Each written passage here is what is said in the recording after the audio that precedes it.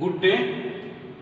This is a practical class of you see femoral triangle, adductor canal and front of thigh. Total this is the inguinal ligament and this is knee joint. You see this is patella. So from inguinal ligament to knee joint, this is front of thigh. This front of thigh is divided into upper 1/3 is called femoral triangle. Middle third is called adductor canal and lower third of the thigh. This total three half, 1/3, upper 1/3 is femoral triangle, middle third is adductor canal and lower third of the thigh together called front of thigh. So middle third, you see this is called adductor canal. Middle third is called adductor canal. So adductor canal, incision of the adductor canal. You know incision of the femoral triangle, then upper 1/3, junction of upper 1/3 of the thigh and lower 2/3 of the thigh. If transverse incision is given and lower incision upper 2/3 and lower 1/3 of the thigh. That is the lower transverse incision, and midpoint of these two, a vertical incision is done. Skin laterally and medially reflected. As you know, any part of the body we progress like this from penetration. Then we see superficial fascia. In the superficial fascia, there are some important structures. Here, saphenous vein. Saphenous vein is very important structure in the superficial fascia, and medial and intermediate femoral cutaneous nerve. Then, after superficial fascia, we reflected the fascia like skin laterally and medially. Then we find the deep fascia. Here deep fascia of the thigh is called fascia lata. It's called fascia lata, and we remove that. We reflected it laterally and medially. Then we find muscles, vessels and nerve. Here you see, this is rectus femoris, this is vastus lateralis and this is vastus medialis. And in the femoral triangle, you see this is adductor longus, and below that is the adductor brevis, and below adductor brevis we find the adductor magnus, adductor magnus.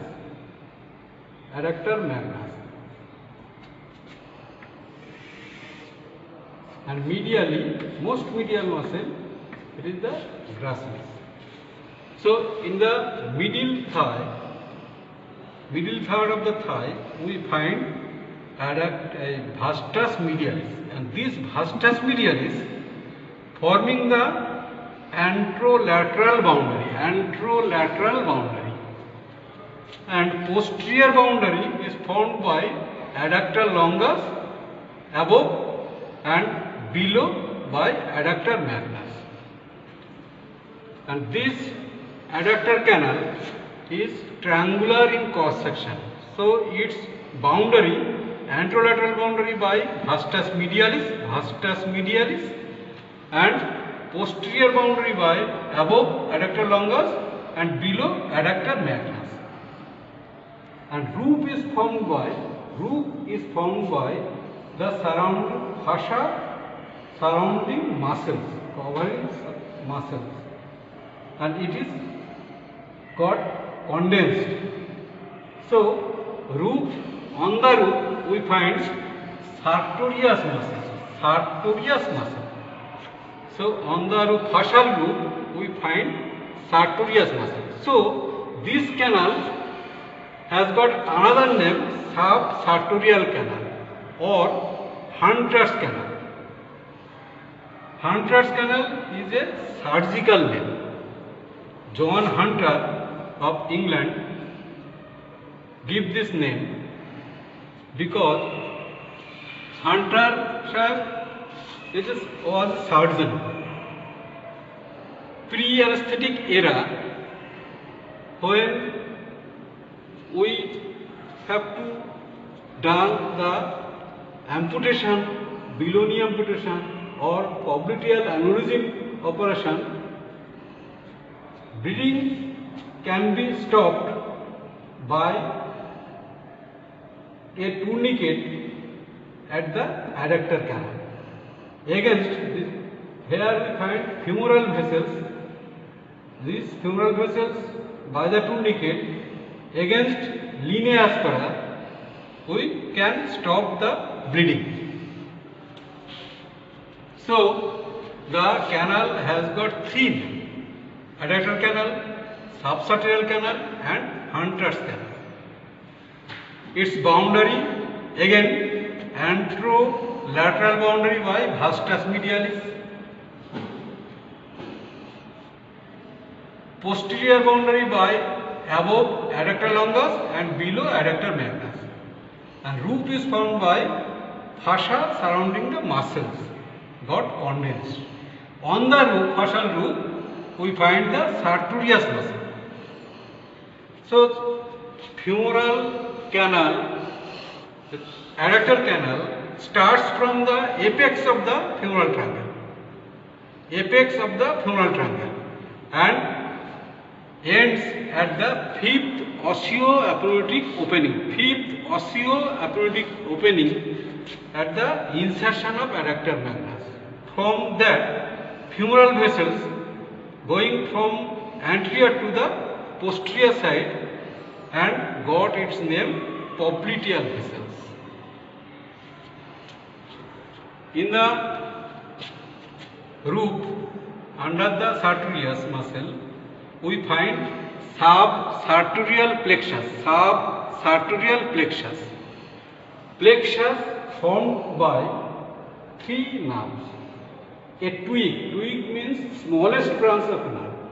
A twig from the saphenous nerve, a twig from the posterior branch of medial femoral cutaneous nerve, and a twig from the anterior division of operator nerve under the sartorius muscle joints and forming the subsartorial plexus. So again, the name of the three nerves: a twig from the posterior division of medial femoral cutaneous nerve, a twig from the anterior division of operator nerve, and a twig from the saphenous nerve, forming the subsartorial plexus. You see, front of thigh, superficial nerves, lateral femoral cutaneous nerve, medial femoral cutaneous nerve, intermediate femoral cutaneous nerve, and that is not sufficient. Due to that, subsartorial plexus has to form. Again, total from the inguinal ligament and knee joint, total area is called front of thigh.